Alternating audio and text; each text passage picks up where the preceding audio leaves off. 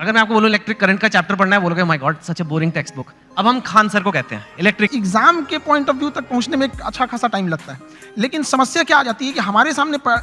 बच्चा जो पढ़ के आ रहा है, जो गांव से आ रहा है, तो कई ऐसे गवर्नमेंट स्कूल या फिर ऐसे जगहों से वो पढ़ के आ रहा है कि जिसका स्टैंडर्ड एकदम मतलब हम एवरेज से भी नीचे समझ जाते हैं। तो सबसे पहले तो चैलेंज हो जाता है उसको ऊपर लेके आना वहां तक। तो एक इलेक्ट्रिक करंट जैसे आप बोले वहां पे, तो लड़के जब शुरू में आते हैं तो उनको ये नहीं समझ में आता कि एम्पियर क्या चीज़ है, वोल्टेज में अंतर क्या नहीं समझ पाते। तो और टीचर लोग एक स्टैंडर्ड फॉलो करने लगते थे, तो हमें ऐसा लगता था कि मेरा दोस्त ही ज़्यादा जानकार है लेकिन ऐसा नहीं है कि टीचर के पास नॉलेज रहता था, बताते नहीं थे। तो हम लोग के पास जब लड़के आते हैं इलेक्ट्रिक करंट के लिए, तो उसको क्या समझाएगा आदमी कि एक इलेक्ट्रॉन एक छोटा सा पार्टिकल होता है, वो कितनी ज़्यादा आ रहा है, कितना ज़्यादा आ रहा है वो संख्या में दिख रहा है, कितनी भीड़ आ रही है, वो भीड़ उसके लिए एम्पियर हो गई, कितनी भीड़ आ रही है, और किस प्रेशर से भीड़ आ रही है वो उसके लिए वोल्टेज हो गया। अगर 220 वोल्ट है तो उसका प्रेशर अलग, 440 है तो उसका प्रेशर अलग। तो जहां भी हम लोग भीड़ से निकलते हैं तो क्या चीज़ होती है, दो ही चीज़ें होती हैं, भीड़ कितनी है और किस स्पीड से निकल रही है। तो जितनी ज़्यादा में भीड़ है वो उसका एम्पियर हो गया, जिस प्रेशर से निकल रही है वो उसके लिए वोल्टेज हो गया, जितना ज़्यादा होगा वो